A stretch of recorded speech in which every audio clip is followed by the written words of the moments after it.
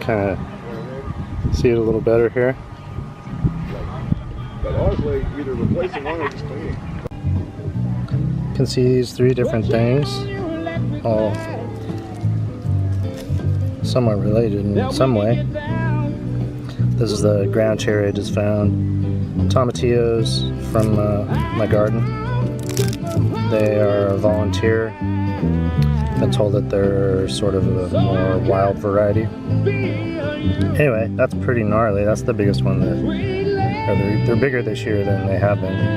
And then, kind of my prized possession, golden berries from Trader Joe's. Golden berries that got in my compost.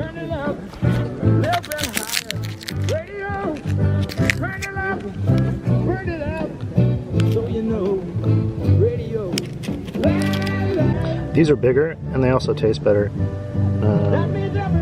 Originally from Peru, but the ones at Trader Joe's come from Colombia.